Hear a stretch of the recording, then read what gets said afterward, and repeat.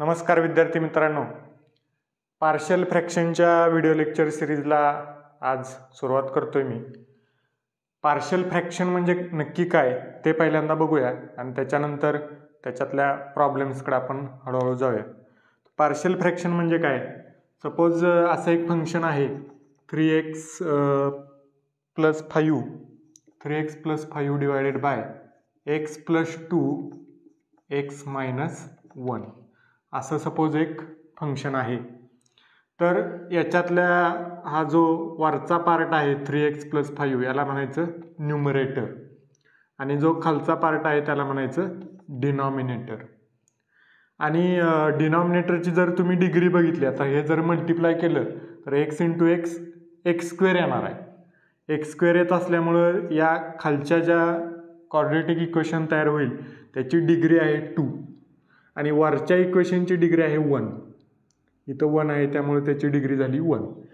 म्हणजे न्यूमरेटरची डिग्री जर डिनॉमिनेटरपेक्षा कमी असेल किंवा डिनॉमिनेटरची डिग्री न्यूमरेटरपेक्षा जास्त असेल, बघा 1 आहे याची 2 आहे, न्यूमरेटरपेक्षा डिनॉमिनेटरची डिग्री जास्त असेल तर अशा फ्रॅक्शनला पार्शियल फ्रॅक्शन असं म्हणायचं. Partial fraction. आता ॲक्च्युअलमध्ये याचे टाईप आहेत प्रॉपर फ्रॅक्शन आणि इम्प्रॉपर फ्रॅक्शन. 2 टाईप आहेत, प्रॉपर फ्रॅक्शन आणि इम्प्रॉपर फ्रॅक्शन. तर प्रॉपर फ्रॅक्शन म्हणजे काय? तर आत्ता सांगितलं ते जर खालच्याची डिग्री जास्त असेल डिनॉमिनेटरची न्यूमरेटरपेक्षा तर त्याला प्रॉपर फ्रॅक्शन म्हणायचं. म्हणजे हे एक्झाम्पल कशाचं आहे? प्रॉपर फ्रॅक्शनचं आहे. x² suppose plus x minus suppose घेतलं मी 2. आता हे इक्वेशन जर बघितलं, खालच्याची डिग्री काय आहे 1, वरच्याची डिग्री आहे 2. वरच्याची डिग्री आहे 1, खालच्याची डिग्री आहे 2. न्यूमरेटरची डिग्री डिनॉमिनेटरपेक्षा कमी आहे त्यामुळे त्याला म्हणायचं प्रॉपर फ्रॅक्शन. आणि अशा टाईपच्या फ्रॅक्शनचे प्रॉब्लेम आपण पार्शियल फ्रॅक्शनमध्ये बघणार. दुसरा टाईप आहे इम्प्रॉपर फ्रॅक्शन. सपोज असं एक एक्झाम्पल आहे x³ + 3x + 2 divided by x² + 2x + 1. अंदाजे मी एक एक्झाम्पल घेतले. आता इथं जर बघितलं, हा आहे न्यूमरेटर, हा आहे डिनॉमिनेटर. न्यूमरेटरची डिग्री जास्त आहे 3 आणि डिनॉमिनेटरची डिग्री आहे 2. म्हणजे न्यूमरेटरची डिग्री डिनॉमिनेटरपेक्षा जास्त आहे त्यामुळं या फ्रॅक्शनला म्हणायचं इम्प्रॉपर फ्रॅक्शन. आणि हे आपण पार्शियल फ्रॅक्शनमध्ये घेत नाही किंवा या टाईपचे फ्रॅक्शन्स आपण स्टडी करणार नाही. या टाईपच्या फ्रॅक्शनचं सुद्धा पार्शियल प्रॉपर फ्रॅक्शनमध्ये कन्व्हर्जन करता येतं. काही फ्रॅक्शनचं करता येतं. त्या फ्रॅक्शनचं कन्व्हर्जन करून आपण पार्शियल फ्रॅक्शनमध्ये त्या टाईपचे प्रॉब्लेम सोडवू शकतो. पण आपण सध्या डील करणार आहे अशा टाईपच्या प्रॉब्लेमशी, प्रॉपर फ्रॅक्शनची. तर हे पार्शियल फ्रॅक्शन म्हणजे आपण बघितलं. आता याचं हे कशासाठी पार्शियल फ्रॅक्शन घ्यायचं? असं जर सपोज एक्झाम्पल असेल एखादं, असं इंटिग्रेट करायचं आहे suppose 3x + 5 divided by x + 2 × x - 1 dx. अशा टाईपचा इंटिग्रलचा प्रॉब्लेम आहे. हा आपण सोडवू शकतो का? सिम्पली सोडवू शकत नाही, कारण हा कॉम्प्लेक्स फ्रॅक्शन आहे. याला कॉम्प्लेक्स फ्रॅक्शन म्हणायचं. तर हे कॉम्प्लेक्स फ्रॅक्शन असल्यामुळं याचं इंटिग्रेशन, याचं डेरिव्हेटिव्ह किंवा याचा लॅपलास ट्रान्सफॉर्म आपण घेऊ शकत नाही. म्हणून मग काय करायचं? याचं डिकम्पोजिशन करायचं. पुढचा पॉईंट आहे डिकम्पोजिशन ऑफ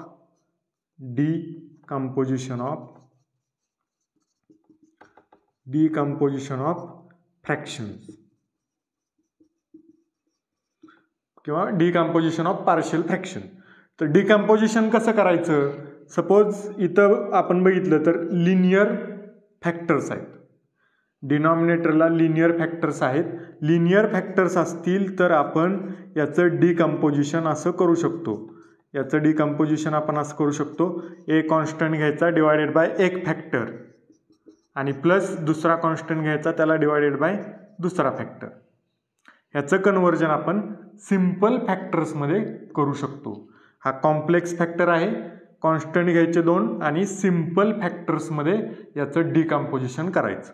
आता हा फॅक्टर एची जर आपण व्हॅल्यू काढली यामधून तर याचं इंटिग्रेशन आपण सेपरेट घेऊ शकतो सिम्पली. याचंही इंटिग्रेशन आपण सिम्पली सोप्या पद्धतीनं घेऊ शकतो सेपरेट. तसेच डेरिव्हेटिव्ह जरी घ्यायचं असलं तरी आपण याचं सेपरेट डेरिव्हेटिव्ह सिम्पल पद्धतीनं घेऊ शकतो. लॅपलास ट्रान्सफॉर्म सुद्धा याचा सिम्पल पद्धतीनं घेऊ शकतो. म्हणून पार्शियल फ्रॅक्शन ही टर्म महत्त्वाची आहे किंवा पार्शियल फ्रॅक्शन हा टॉपिक महत्त्वाचा आहे. कारण आपल्याला असं फंक्शन आलं इंटिग्रेशन डेरिव्हेटिव्ह किंवा डिफरन्शियल इक्वेशनमध्ये किंवा प्रॉबॅबिलिटी डिस्ट्रीब्युशनमध्ये किंवा तुमच्या सिग्नल प्रोसेसिंगमध्ये की तुम्हाला त्या कॉम्प्लेक्स फ्रॅक्शनचं असं सिम्पल फ्रॅक्शनमध्ये कन्व्हर्जन करायला लागतं तरच तुम्ही ते प्रॉब्लेम सोडवू शकता. ठीक आहे. मग म्हणून त्यासाठी आपल्याला पार्शियल फ्रॅक्शन हा टॉपिक शिकणं गरजेचं आहे. आता ह्याचे ॲप्लिकेशन्स काय आहेत? आत्ता मी सांगितले ॲप्लिकेशन्स. कुठं कुठं वापरू शकतो आपण हे? तर डिफरन्शिएट करायचं असेल एखादं फंक्शन किंवा कॉम्प्लेक्स फंक्शन जर डिफरन्शिएट करायचं असेल तर आपल्याला पार्शियल फ्रॅक्शन यूज करावं लागतं. त्यानंतर इंटिग्रेट करायचं असेल एखादं कॉम्प्लेक्स फ्रॅक्शन तर आपल्याला पार्शियल फ्रॅक्शनचे रूल्स यूज करावे लागतात. आणि सपोज लॅपलास ट्रान्सफॉर्म घ्यायचा असेल किंवा इन्व्हर्स लॅपलास घ्यायचा असेल तरीसुद्धा आपल्याला पार्शियल फ्रॅक्शन यूज करावे लागतात. त्यासाठी partial fraction A B constant काढावे लागतात. त्यासाठी सिम्पल प्रोसिजर आहे ते आपण पुढं बघणार. तर हे ॲप्लिकेशन्स आहेत पार्शियल फ्रॅक्शनचे. आता रिअल लाईफमध्ये याचे काय ॲप्लिकेशन्स आहेत का? तर इंजिनिअरिंगमध्ये बऱ्याच ठिकाणी इंजिनिअरिंग अँड फिजिक्समध्ये बऱ्याच ठिकाणी बरेच इक्वेशन सॉल्व करायला तुम्हाला पार्शियल फ्रॅक्शनचे ही जी मेथड आहे ती वापरावी लागते. इंजिनिअरिंगचे बरेच असे प्रॉब्लेम आहेत तिथे पार्शियल फ्रॅक्शन लागतं. फिजिक्सचे प्रॉब्लेम आहेत रिअल लाईफमधले तिथं पार्शियल फ्रॅक्शन लागतं. प्रॉबॅबिलिटी अँड स्टॅटिस्टिक्स तिथं पण लागतं. प्रॉबॅबिलिटी अँड स्टॅटिस्टिक्स त्यामध्ये पण तुम्हाला पार्शियल फ्रॅक्शन लागतं. त्यानंतर सिग्नल प्रोसेसिंगमध्ये पण तुम्हाला पार्शियल फ्रॅक्शन यूज करावं लागतं. सिग्नल प्रोसेसिंग त्यामध्ये लॅपलास ट्रान्सफॉर्म किंवा फोरियर ट्रान्सफॉर्म आहे. फोरियर ट्रान्सफॉर्म इथं तुम्हाला पार्शियल फ्रॅक्शनचा यूज करावा लागतो. तिथं तुम्हाला ॲप्लिकेशन आहे. आता आपण काही पार्शियल फ्रॅक्शनचे टाईप बघूया, त्याचे प्रकार आणि त्याचं कॉन्स्टंट्स कसे लिहायचे ते आपण बघूया. मित्रांनो, पार्शियल फ्रॅक्शन त्याचे टाईप बघण्याआधी पहिल्यांदा डिनॉमिनेटरचे टाईप आपण बघूया. Types of denominator. Types of denominator. Denominator म्हणजे फ्रॅक्शनमधला खालचा जो पार्ट आहे त्याला डिनॉमिनेटर आपण म्हणतो. आता ते डिनॉमिनेटर 2 टाईपचे असतात. सपोज डिनॉमिनेटरला असे लिनियर फॅक्टर्स असतील x+2 x-1 अजून एखादा फॅक्टर असेल. असे लिनियर फॅक्टर्स जर डिनॉमिनेटरला असतील तर त्याला लिनियर फॅक्टर्स म्हणायचं. लिनियर फॅक्टर्स डिनॉमिनेटरला लिनियर फॅक्टर डिनॉमिनेटर म्हणायचं लिनियर फॅक्टर्स असतील तर. आणि दुसरे म्हणजे कोणत्या टाईपचे असू शकतात? क्वाड्रेटिक फॅक्टर असू शकतात. क्वाड्रेटिक फॅक्टर्स म्हणजे त्याचे परत फॅक्टर पडत नाहीत. क्वाड्रेटिक सपोज x² + 1 ह्याचे रिअल फॅक्टर्स पडत नाहीत. कॉम्प्लेक्स फॅक्टर पडतात पण कॉम्प्लेक्स आपण इथं बघणार नाही. रिअल फॅक्टर्स त्याचे पडत नाही, मग ते आपण क्वाड्रेटिक फॅक्टर्समध्ये कन्सिडर करतो. असे 2 टाईपचे डिनॉमिनेटरला सिच्युएशन असू शकतात. एक तर लिनियर फॅक्टर्स असतील किंवा क्वाड्रेटिक फॅक्टर्स असतील. आता आपण डिनॉमिनेटरच्या टाईपवरून पार्शियल फ्रॅक्शनचे टाईप बघूया. तर त्यामध्ये पहिला टाईप आहे distinct linear factors. Distinct linear factors. Suppose डिनॉमिनेटरला वेगवेगळे डिस्टिंक्ट म्हणजे वेगवेगळे लिनियर फॅक्टर्स असतील. म्हणजे हे इथं कसे वेगवेगळे आहेत? x+2 आणि x-1 वेगवेगळे आहेत. सपोज x+2 आणि x+2 असं असतं तर 2 सेम फॅक्टर्स असं आपण म्हणलो असतो. पण वेगवेगळे फॅक्टर्स जर त्या टाईपचे असतील लिनियर फॅक्टर्स, तर त्याचं पार्शियल फ्रॅक्शनमध्ये कन्व्हर्जन कसं करायचं ते बघा. आता सपोज तेच एक्झाम्पल घेऊ आपण 3x + 5 divided by x + 2 into x - 1. तर याचं फॅक्टर्स कसं लिहायचं, डिस्टिंक्ट फॅक्टर्स आहेत, वेगवेगळे फॅक्टर्स आहेत, त्यामुळं a डिवायडेड बाय हा पहिला फॅक्टर आणि प्लस b डिवायडेड बाय दुसरा फॅक्टर. जेवढे फॅक्टर्स असतील तेवढे कॉन्स्टंट्स. आता सपोज अजून एक फॅक्टर इथं असता तर आपण प्लस अजून c डिवायडेड बाय तो तिसरा फॅक्टर घेतला असता. जेवढे फॅक्टर तेवढे कॉन्स्टंट. आता हे कॉन्स्टंटसाठी सॉल्व करायचं हे इक्वेशन. मग त्याचा LCM काढायचा, x - 1 ने इकडे मल्टिप्लाय करायचं, x + 2 ने इकडे मल्टिप्लाय आणि खाली दोन्हीचं मल्टिप्लिकेशन. मग ते कॅन्सल होणार आणि फक्त वरचं शिल्लक राहणार, त्यातून a आणि b फाइंड करायचं. अशी मेथड आहे पार्शियल फ्रॅक्शन मधले हे कॉन्स्टंट फाइंड करायचे. हा एक टाईप झाला.